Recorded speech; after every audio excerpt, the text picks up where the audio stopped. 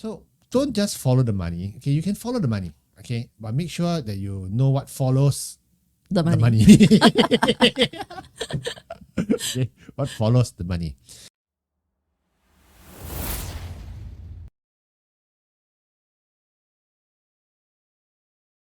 Good morning, everyone. Welcome once again to another wet morning episode It's of so Career depressingly wet today. Success. It is so very wet, and I hope you guys are all staying dry because it's I gonna don't think be a anyone has gone to whole the office today.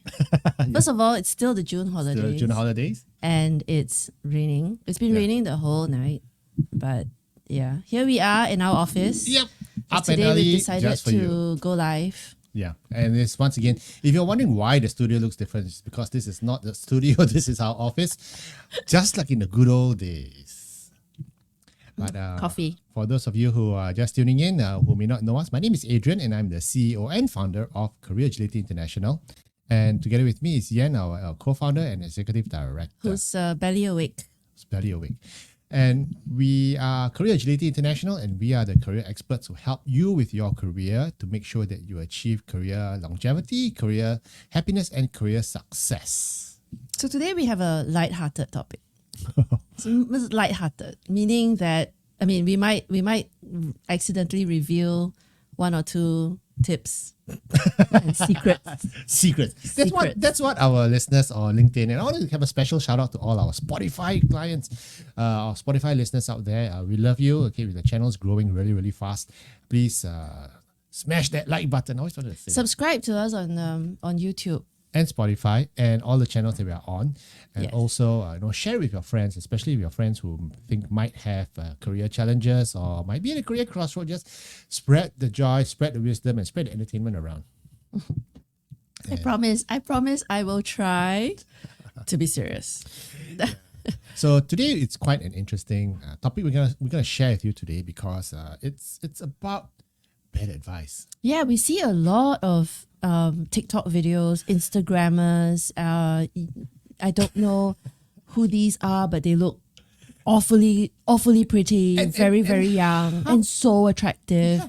But they're giving career advice. And half the time, so you're saying that attractive people can't give career advice? No, not at all. I'm So I'm saying doomed. I'm I'm doomed. saying that because they're attractive, they can be on TikTok and Insta, and we can't. Yeah, that's true. Because we're not going to catch any eyeballs, given how we're a couple old We're gonna- fuddy-duddies. We're gonna track earballs. No, Doesn't yeah, make sense. I don't know. But it's funny because half the time the advice they give, I don't really know whether they're being serious or whether they're parodying.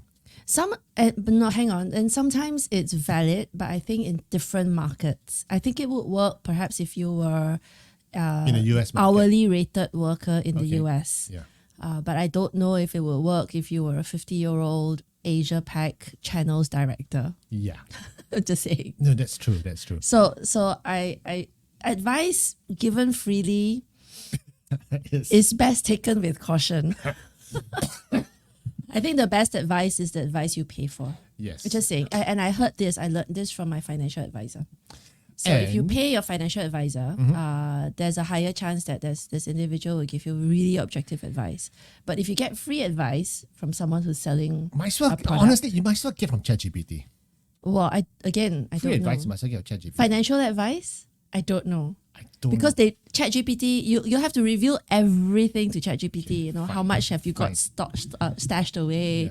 How much you intend to inherit? How much I might say. Speaking of which, my kids were just watching that Millionaire Grandmother story. Oh, Two of them went to two separate occasions and both came back with yeah, teary eyes.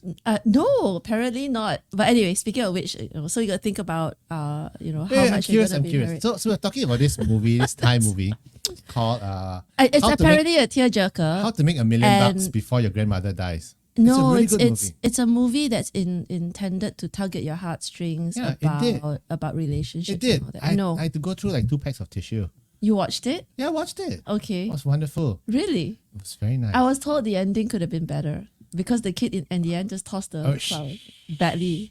Shh, spoiler alert, no spoiler alert. No, but okay, I mean it's not meant to be a comedy. Hang on. So bad Obviously. career advice. Bad career advice. Don't wait to inherit.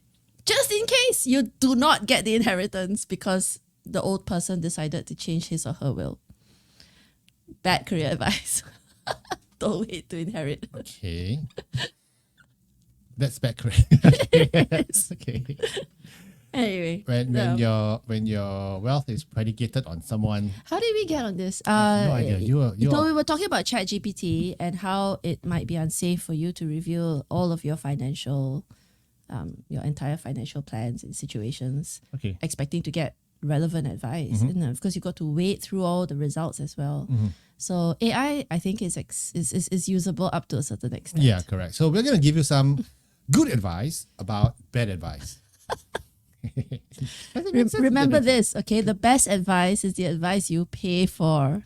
Yes. So if you're listening to us now, you cannot tell if we're joking, if we're being sarcastic or cynical. Yeah. I'm just going to preempt. Unless you pay unless you pay. So for our clients who are listening now, we're going to give you really good best advice. If you're not a client, please turn off your audio and don't listen to this. I heard the most horrendous piece of advice Really? that really got me started on this topic. And I'm going to share with you what this terrible advice was. Let's see. Explain your career gaps with an NDA. So That's a funny one. basically, if you have a career gap and you can't be bothered to explain why I spent a year and a half without a job. Oh, I cannot tell you because the company I was working with has made me sign a non-disclosure agreement. Yes, it's an indication of being Bullshit. prevaricative. BS. And immediately I'm going to think he spent 2 years in jail. That's where my brain Actually goes. true, right? When I see a career gap that's unexplainable, Yeah. or if the candidate is particularly defensive, like Yeah. there's an entire brick wall, Yeah. you can't even give broad strokes. Yeah. And you should be able to reveal, a generalized explanation. Yes, I spent the 2 years working on a project that I can't talk about, but I was working there as a senior member of the team. Yeah.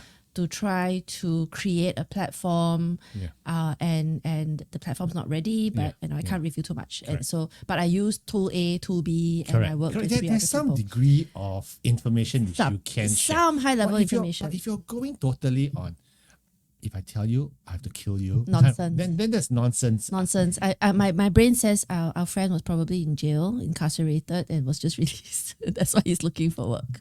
Probably true, because no one will defend a position that strongly. So that's why the advice about covering up your career gap. Number one, if you have a career gap, you have a career gap. You don't have to hide it. You don't have to go and make all sorts of excuses and apologize for it. If it's a career gap, No, you don't have to. I think what the difference though is that the your first example was someone who was going to be a bit of a stonewall. But what we typically see is when someone goes, and so if the person is awkward about explaining the career gap, it makes it worse. So you can't be overly defensive. You can't be stonewall about it. You also cannot be awkward about it. You just have to be matter of fact. You just have to be matter of fact. It is what it is. I have a gap, and that's okay. However, you approve of someone who would explain the career gap by saying, I took a break.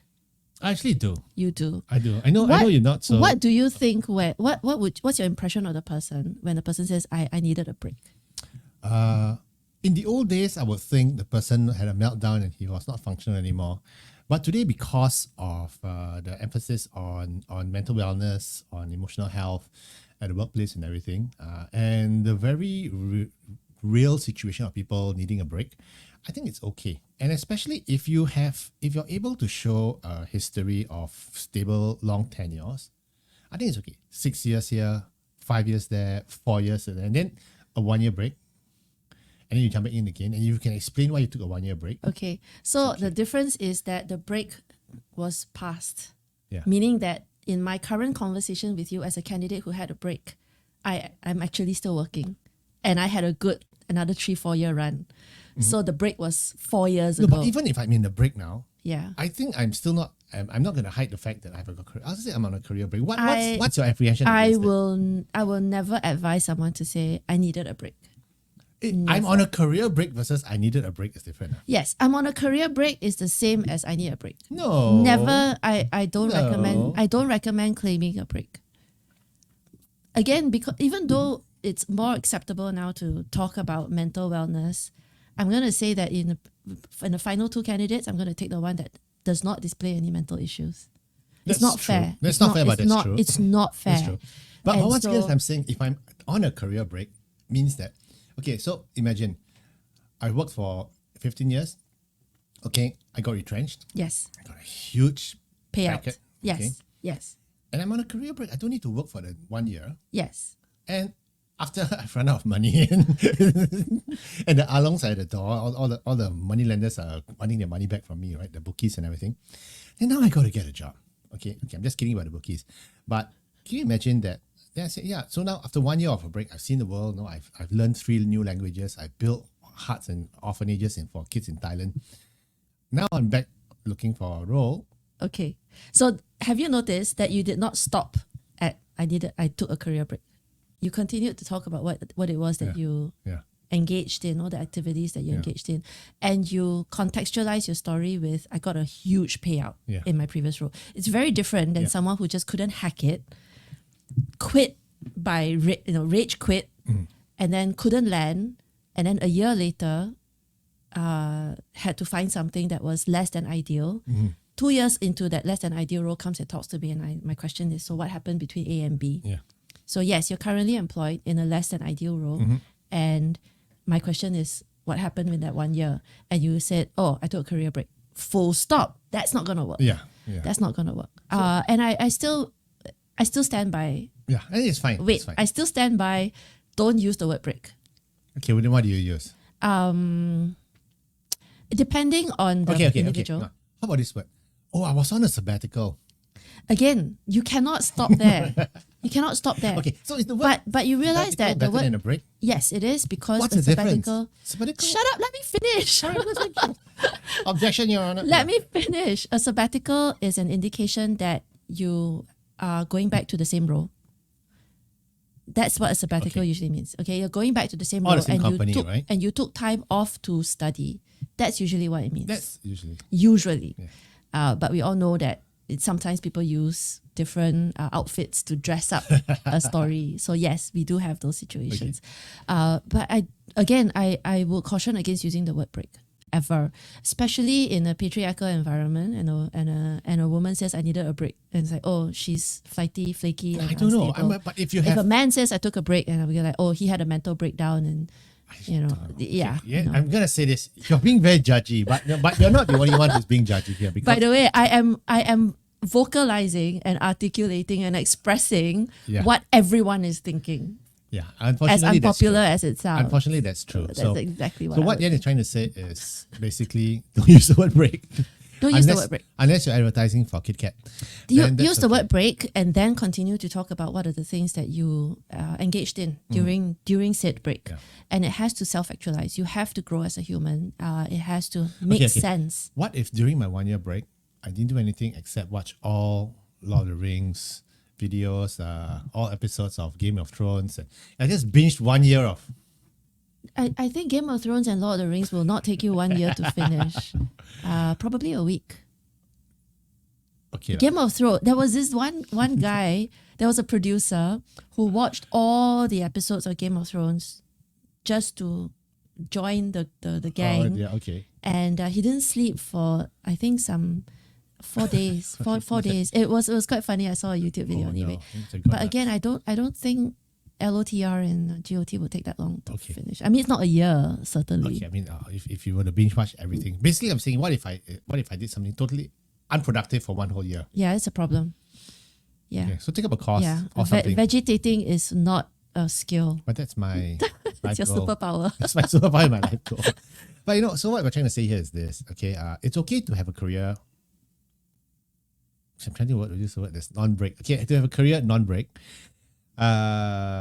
It's okay, and you don't have to apologize for it. Yeah, don't Let apologize. alone make up a stupid story about some.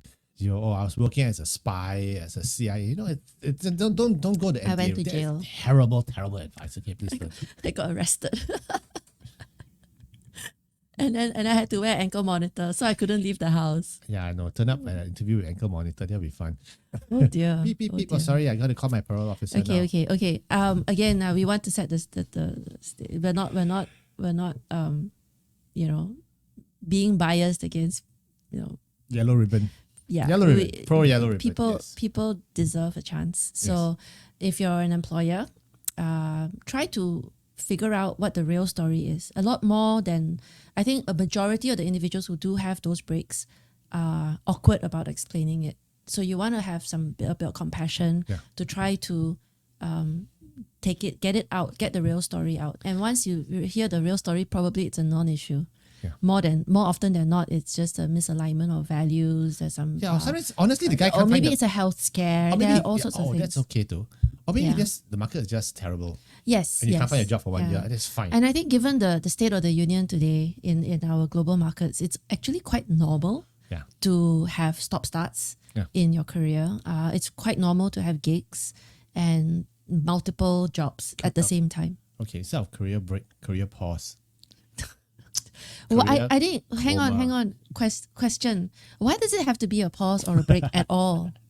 You know, it's a transition. Interval. So you've decided to stop something to try something different. Okay. And I think that's okay. You took 1 year to experiment. I think that's a great word to use. Okay. So I experimented with something entrepreneurial. I tried to start something and then I worked from home while I tried to get this off the ground. It didn't take off, but I learned so much and now I'm back. You know what business I would love to do? Try and do? Tour guide. No, business. I just wanted to start a worm farm. Yes, I will stay very far away from you. Worm farms are amazing. You sell the worm casts as fertilizer. Well, I can imagine and then there's cockroach farms as well. Oh no, that won't touch with a 10-foot pole. Because they create the same output. Okay, you get not fertilizer. Cockroach. Worms are cute and anyway. Cute worms that are fluffy are poison. That's true. So that's one. Okay, let's see. What's next on our list? Yeah. Have we really finished talking about the career breaks? Yes, I think let's move on. I see. Because otherwise we're just gonna keep I see one of our listeners started falling asleep already. So wake up, John, wake up. The other piece of advice we want to dispel, is your boss, colleague is your friend. Let me tell you something interesting that I learned. I was told when I was a kid. I remember in junior college, my GP tutor told me, he said, treasure the friends you have in class, in school. Because they are the genuine friends you'll have. You'll never have a real friend at the office when you work. And I think it's more reflective about her own situation. She's not wrong. Yeah, but as a young kid, I was like, that's so it's so sad, right? Yeah. And then you judge the older person for saying something like that. Yeah. And I think there's timing on everything. She shouldn't have said that to you guys. I don't know, but it was those were words of wisdom, which I thought I still carry today. And which harks back on the lunch we had with one of our clients early this week. And she said something to the effect of, you only know who your true friends are when you quit the job and your colleagues are no longer your colleagues, and then you can start having a real friendship. Yeah. Which is quite interesting. So, and also quite sad. It means that when you are in the workplace, you need to remain some guardedness. Yeah, there's some boundary. There's a boundary. I think there's only so much you can really share. I think it's okay if you're friendly at work. I agree. But they're not necessarily true friends, meaning you can't borrow money. Maybe you really shouldn't. You can't borrow money. I was going to borrow some money from you later. Yeah, right. You still owe me $5 from her. What else? You don't want to complain openly about the work to your office colleagues. That's something that you think you might be safe, but it isn't safe because you never know when the friend stops being friendly and then goes and tells important people, did you know Adrian said this about you? I had this. Yeah, you're wagging your finger again. I'm not wagging finger. I was wagging my finger. I had this client who was going for interviews, and she asked a colleague to be a referee. And the colleague spilled the beans to the boss. That so and so went to an interview and asked me to be her referee. Yeah.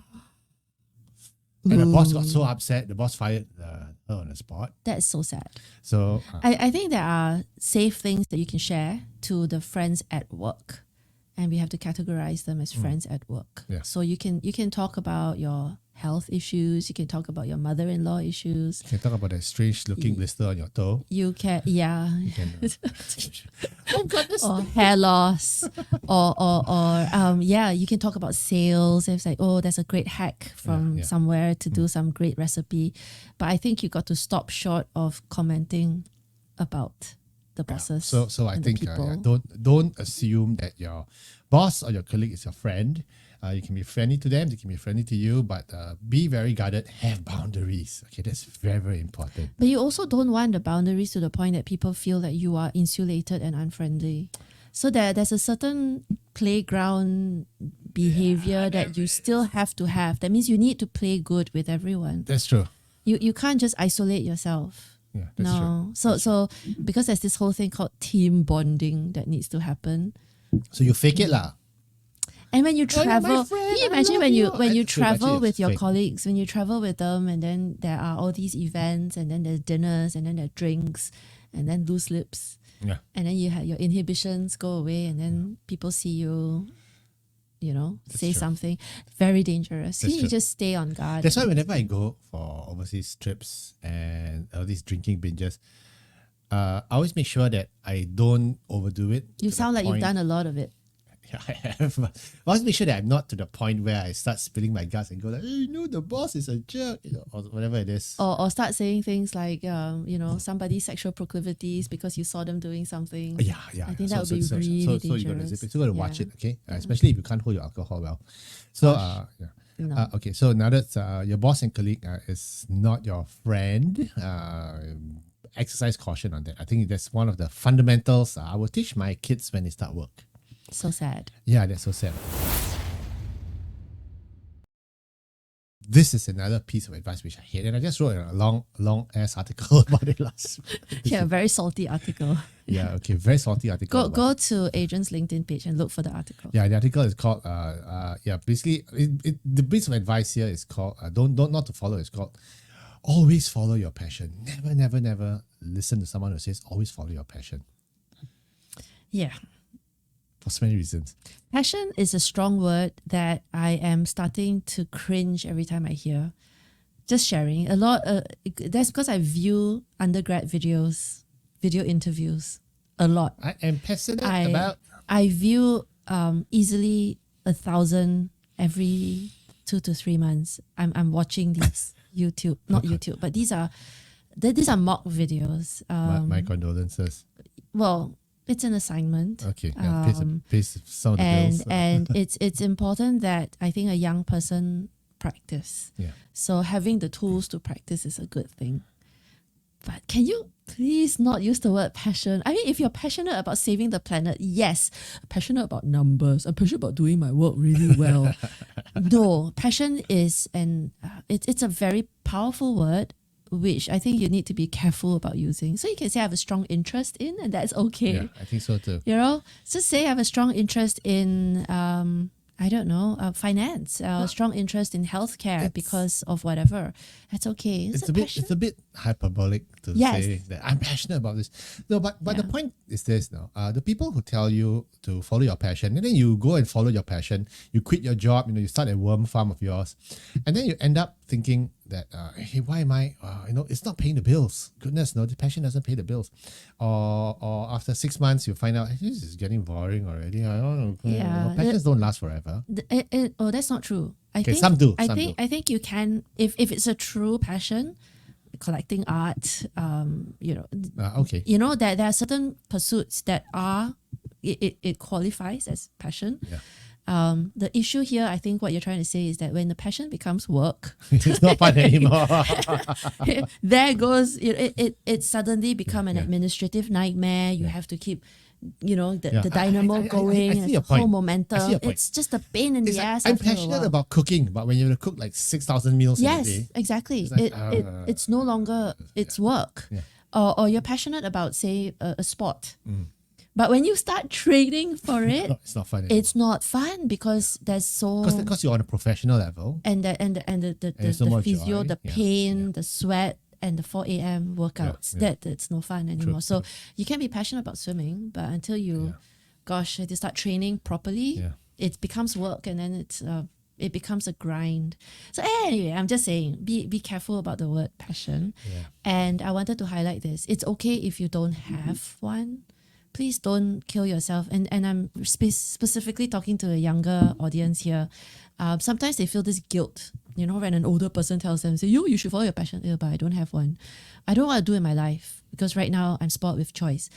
And so you're still finding yourself. And then this person comes along and says, you should have. No, don't listen to them. Especially with the well-meaning uncle twice removed. No. And you see him once a year and he goes, what are you doing with your life?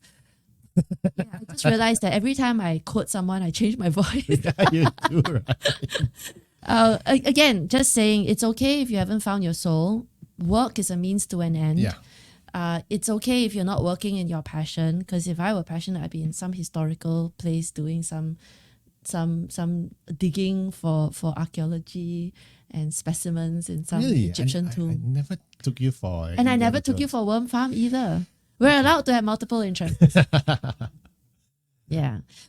Again, it would have been fun to go on a dig and to identify like dinosaur bones or something. That'd be so much fun. But I know it's impossible. Yeah, and you know that you got to spend like 99. I was watching this documentary on Netflix about the terracotta warriors. Yes. It looks fun, but good. it's like It's a lot of work. It's a lot of work digging out. It's a lot of work and a lot of piecing uncertainty as together, well. yeah, so- And it's a lot of grind. So what we see is the glory because we see the final output, but you don't see the work and sweat that goes on behind Correct. it. Yeah.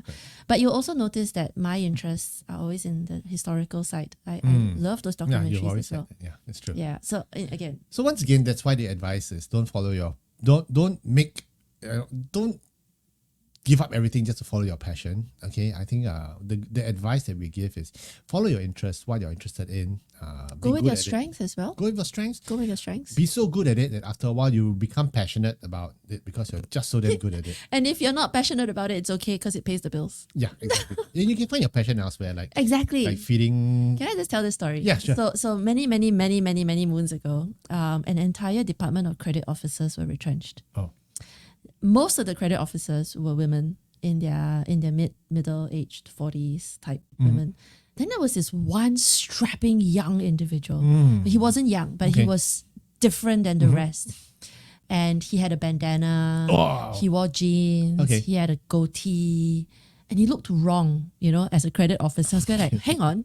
So he was part of this group that were, exited because the whole group was impacted. So I sat down with him and I said, so what and we started working on next steps, which is, your next job, your positioning, your resume and all that, right? And he went, oh, I don't really care. Any credit job will do. And I was like, really? How are you going to sell yourself in an interview? So I was like, just trying to push. okay. They went, no, any job will do.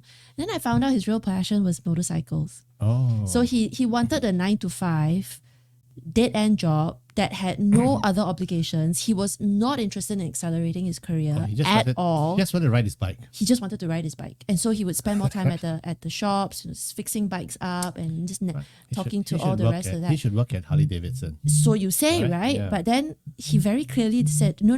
This is a hobby.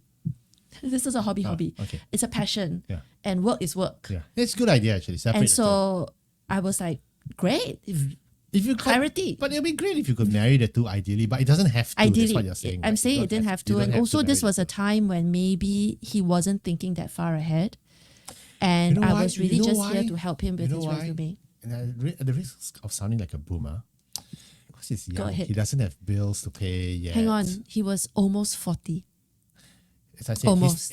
he's still young. And for where No, we it's are right like, now, almost 40, he's still young. I never followed up because it was one of those short sessions.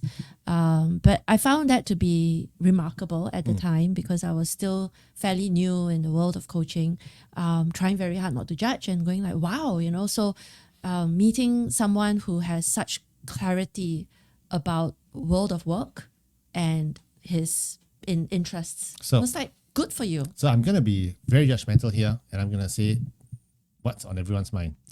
Number one, he's probably single with no kids. Number two, he's already married to someone who's very rich. Oh, he's got rich parents. Or he still lives with his parents. Yeah. Oh, no, still rich. Damn, I'm so envious of them, of everything except The best except career advice is to inherit. yeah. So how do you even get here? But anyway, so Which is why a lot of royalty go into art, what's it called? Art management or Yeah. I don't know. Because I know. Philanthropy. I'm into philanthropy. It's like, yeah, of course you're into philanthropy. it's because your job is to figure out where to spend the money. you want to spend your parents' money, your family money. Such a good yeah. job, man. I would love that job. Yeah, too. like Melinda Gates. Decide which cause you choose to Yeah. to support, and then you have go everyone high just society. everyone's just knocking down your door, Everyone's kicking your butt. begging you to Yeah. patronize their charity. Yeah. So We sound a bit salty. we my friend. are done.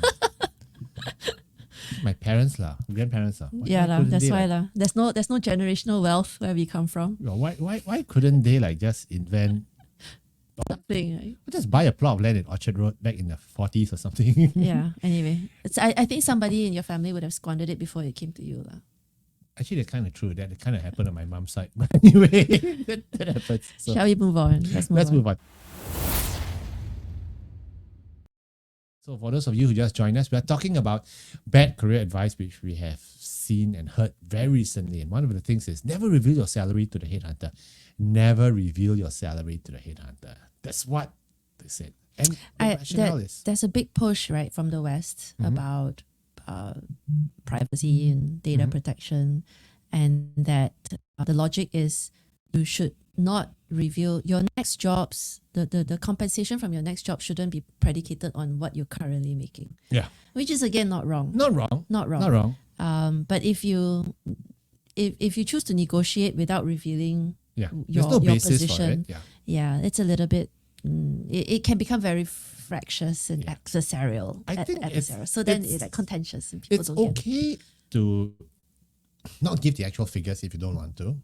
You got okay. to give a ballpark. But you got to give a ballpark so that the headhunter knows that the role you're looking at is not too far from what he's offering, Because imagine if a role was for a CFO, okay, and it says $500,000 role. And if you're at 120,000 and you say, no, I'm not telling you, because I'm right now the CFO, but you're the CFO of your dad's company. That's Probably paying you $5,000 a month. yeah, okay. And so it's not okay. The bottom line is you have all the right in the world to not reveal your salary, but if it's gonna endanger and piss off the recruiter or the hiring manager, then it's up to you to do it. Okay. Because I know some people are very vehement, and from a headhunting perspective, Sometimes I wonder why. So candidates- we're not necessarily judging the amount. We're judging the behavior the behavior, and the facial expression Yeah. or the especially when animosity they get that very comes. defensive. They get so defensive and prickly about discussing their salary. I recommend being ballpark about it, or if you want, you can still reveal a little bit about your market rate. I've had this candidate once. He simply refused to give me his I've ballpark had even. my share of that. And he said, what does my current salary, he was out of a job by the way, what does my previous salary have to do with this job? This job, it was so defensive. And if you're a hiring manager, what's the first thing you think of? I would say that Where would your mind go? he's just so difficult to work with, and I don't want to work with this person. Yeah. Yeah, he's not meeting me halfway. Yeah. Yeah, And it's just very difficult. and from an HR perspective, I'm thinking, this guy must either be severely underpaid this guy must feel that he's been severely underpaid or cheated in his last job. That right now he wants to get as much out of me as possible. Once again, I'm saying what's not being said, but what's being thought, okay, by the hiring manager at the interview. And that's not a good thought to have about a candidate. Or No, I just would unpleasant. definitely think about how difficult this person is going to be if I were to have to work with him every day. yeah, He's not even willing to give me a quarter, like something. Give me something. something, right? I'm not asking you to Say, throw me a bone, open yeah, up, throw me a right? bone. Just share with me a little bit about your thoughts. And I mean, if he was going to be so difficult, he can say, for my next role, I am looking at a market rate of X dollars per year. in terms of compensation and stop there. Yeah. That's okay too. That's okay. And I want to then complicate matters by saying that at the point when there's an offer on the table, and for compliance purposes, some organizations will ask for last payslip. for your income tax returns. Maybe even if they don't want to give they may not have a right to your payslip, but they certainly may ask. And again, it could be corporate policy. Rightly or wrongly, if you want to play the game, you have to play by their rules. Yep. And the organization that's hiring you has a policy. Then if you choose not to play by their rules, then you vote yourself off the game, off the island. So Survivor. it's up to you if you don't want to review your salary, exact salary. But I think what's important, what we're saying here is build a narrative, watch the tonality, come to us and talk to us. You can book a career clinic with us if you're facing this challenge. We can help you walk through the narrative, especially for senior executives who feel that I want to take a step down. And no, I don't want to take a step down, but if I were to drop my salary from 25K to 15K, then they're gonna think something's wrong. Yes. So I will not tell them my salary because to take that out of the equation. But when you do that, But even then, right? There are ways about it. there are ways about it. When the person is looking to downshift and doesn't want to reveal the salary, the attitude's different. No, it's very different. The person would be very comfortable, and we go like, oh yeah, I don't. There's a more pleasant, not so brutal. I've seen people who have done that because sometimes they're not downshifting on Right. purpose. Sometimes they are just a bit desperate, Right. so they're discounting themselves. But they were not going to be as adversarial Oh no, as not the original guy. It's the other direction. Right. Yes, the other direction. The original dude who was very, very, very defensive is probably just very, very fatigued, having had more than just too many headhunters asking for his salary information before the opportunities. Sure. Probably just angry at the world. Seriously, guys, if you're angry at the world, don't go for interviews. you're gonna bring in the bad the bad energy. Yeah. And sometimes when we meet a person for interview, we're not just listening to the words you say, it's how you say it and the energy that you bring. There's this vibe. So I like to describe it like, say, I'm reading your aura. And people think I have a special power. It's quite fun. If they think I have a special power, I don't.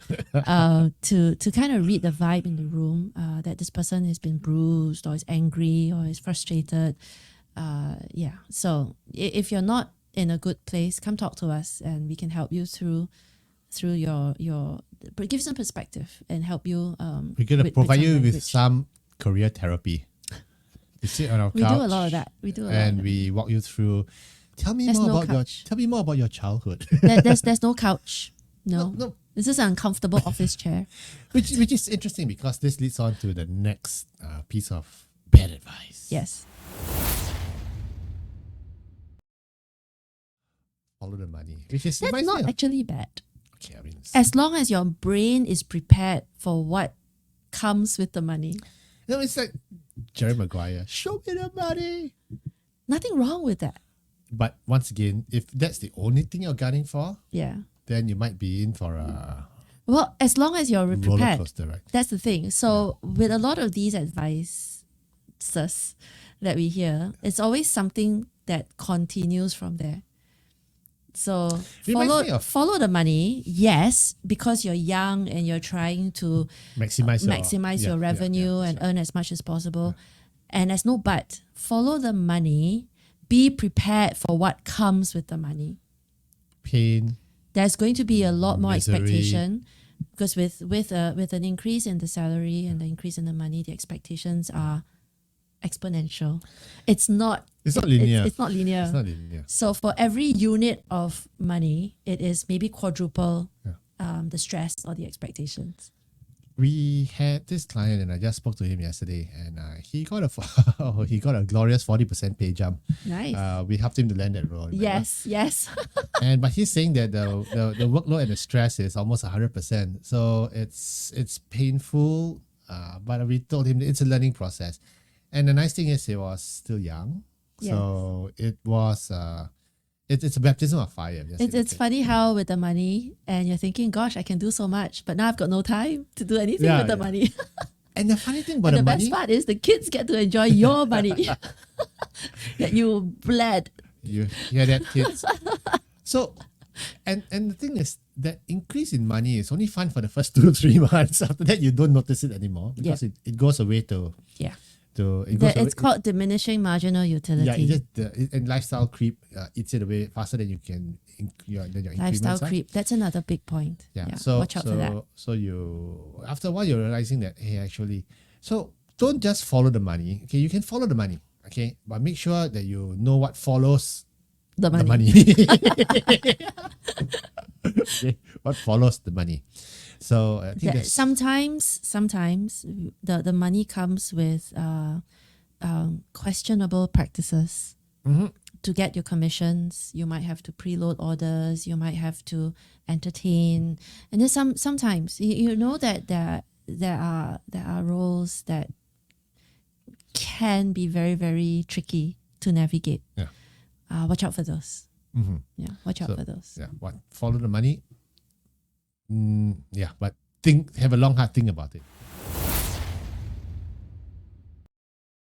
People are always asking, should I take an MBA? Yeah. Yeah. Should I take an MBA? Oh, yes. If you want to, for the right reasons. And For the right reasons, for the right price tag and honestly and opportunity cost. at the right school. Yes. Because if you go and click online or 6-month MBA course, Get one of those online ones that you pay for, and if you don't even attend half the webinars, you're okay. yeah, and I think it's really important to know when you are being fleeced, because I see a lot of online MBA, really dodgy online MBA Seriously classes. dodgy. Seriously Is that dodgy. what Okay, university is that? anything that advertises on Facebook. It's Please. kind of true. Yeah, no, You, nothing. you'll never see Harvard or Nothing on Facebook ads is real. It is yeah, authentic. that's true. That's why we never advertise on Facebook ads. 99.999% of the time.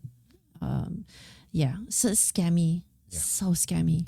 I don't know, but since I know my scam radar has been a lot more heightened in the last couple of years. Okay. Yeah. So what we're trying to say here is this: an MBA is nice to have, but it's not critical for your career success. Okay. What companies are looking for now are your expertise, your skills, your track record of good results, as well as your capabilities. If, however, you feel that if you came from an engineering background or technical background and you want to learn more about The commercial side. side of things, an MBA would be interesting. But you know what? So again, it depends on context. It depends on how old you are. It depends on where you've come from. It depends on what course you choose. Depends on what school, and then there's the opportunity cost consideration and the price tag that comes with it. Because there are certain MBAs that are ridiculously priced. Don't go for those. Again, unless of course you inherit something from your grandmother and you're thinking, Or gosh, if if my grandmother's got something to pass to me, I'm going to take it and spend it on an education that's very expensive and Ivy League. Great, go for it. if your company is sponsoring you, that's a That different works story too. altogether. Okay, I haven't heard of any organizations that will sponsor lately. I have. And Is it there's recent? a bond about 4 years ago, 3-4 years ago. I don't know That's whether not that's recent. recent or not. Okay. No, that's not recent anymore. 3-4 years ago, it's COVID. So again, the world's very different. I feel like everything, all the margins are razor thin, and there are fewer and fewer such programs. Even the hypo programs that we hear about. We can We've worked with a lot of we large can see- organizations. correct. Very, very few would even offer to have the candidate take a bond, because they know that they can't handcuff their employees anymore. That's true. So if you're thinking about an MBA, come talk to us. We'll give you advice whether or not it's good or bad idea. It's once again like what Yen said, it's very contextualized. Okay, there's so many variables. But sometimes if you just want to, so I had this other client of ours. He took a package. He got retrenched. Took a package. He took a 1-year sabbatical. Really a sabbatical for him. Okay, he did a master's in something or other for whatever it was at MIT, and for self-improvement. Yes. And he put his whole family there. Yeah. And it was fun. And it was it's nice. great. And It's great because he gets to enjoy the life of a student. And Yeah. He gets to go figure out all the campus parties. And his wife is there to make sure he doesn't party too hard. So It's a lifestyle change for a short it was while. nice. And I Boston think was for beautiful. everyone, I think they probably grew. Yeah. Because they get a chance to live in a different city. So that's nice. That's nice. And he found a job there. And he came back to Asia Pacific. Yes, So, that's right. so an MBA is not critical for success, but it's nice to have. Once again, everything depends. Come talk to us. info@careeragility.org. And I think that's really important. And I think one of the final piece of advice that we really don't agree with is this. You should have it all figured out by the time you're 30. I saw this YouTube influencer who said that. Sometimes you wonder from what position And you know what? are they giving this advice? Yes. Someone who was Forbes 30 under 30 list. Something I can't remember. Yes, one of 40 under those. 40, one of those. Okay. One of those. Rich parents. Yeah, one of those. Rich parents. You're so salty. Rich parents. Very salty. You're so salty. Rich parents. Yeah. And you, of course you can say that, when you don't have bills to pay. When you come, Yeah.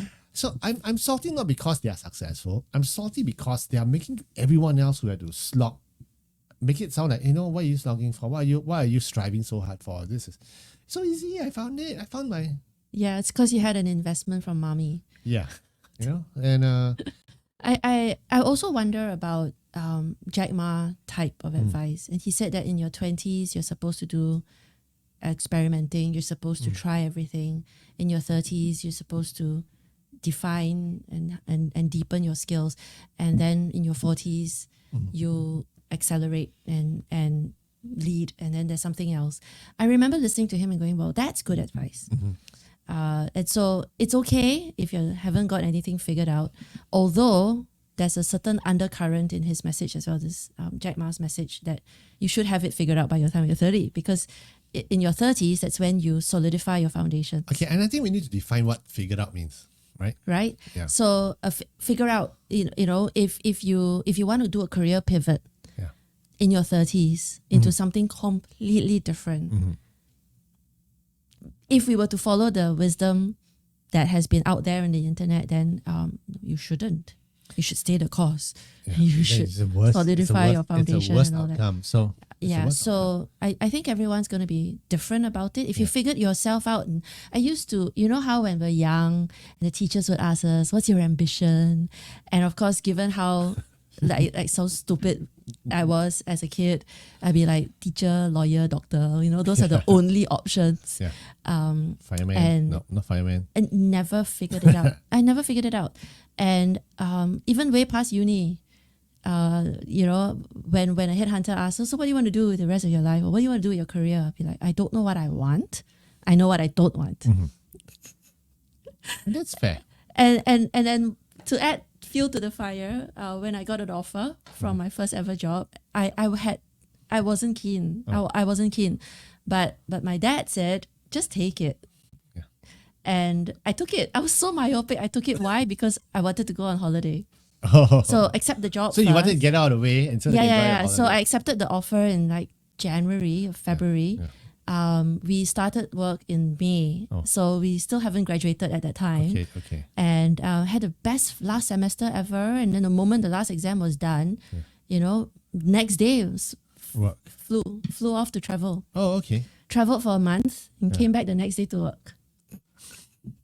So myopic. But you young and reckless, you could do that. So myopic.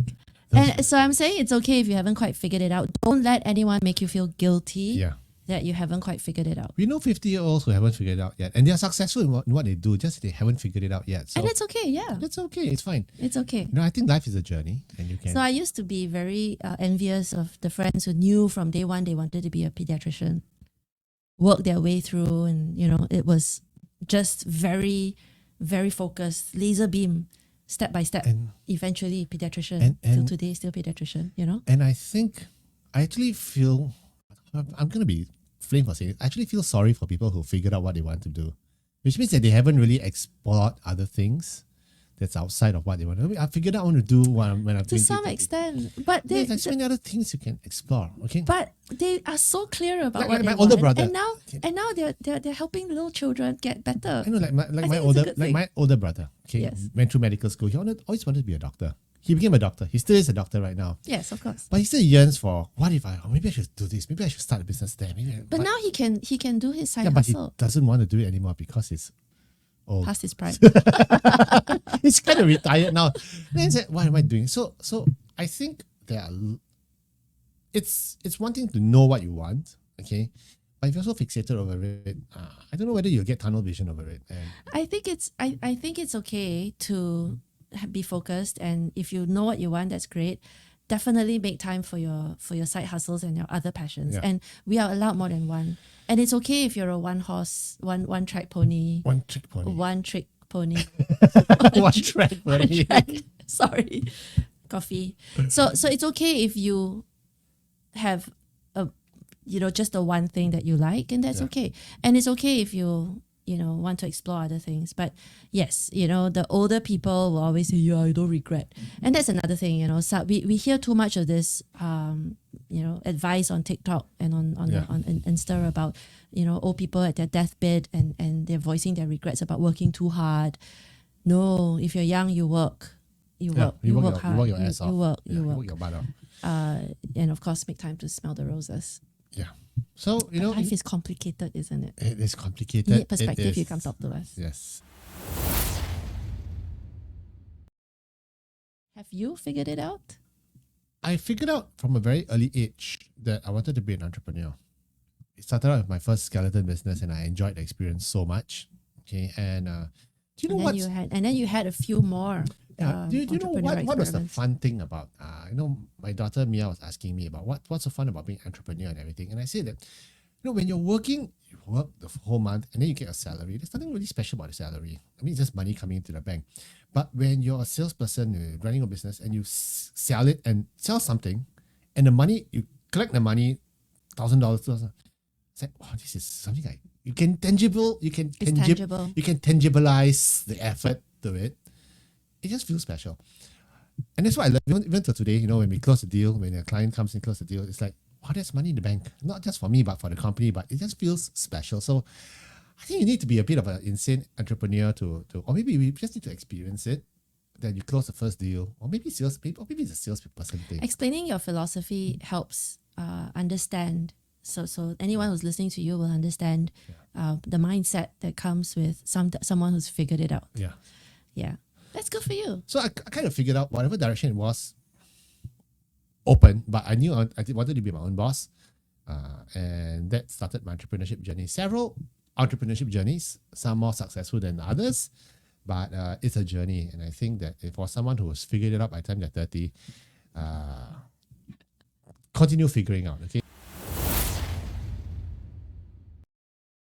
Just to share, right? You know how sometimes you have a headache, and because the headache is there, you notice the headache, but you don't notice when the headache actually goes away, or when the medicine kicks in. You don't notice that point when it goes away. Okay. You don't. Yeah. You'll notice it when you start looking for it. Go like, whoa, okay, it's there's no gone. more headache, Yeah, it's right? gone. I think it's the same thing with figuring things out.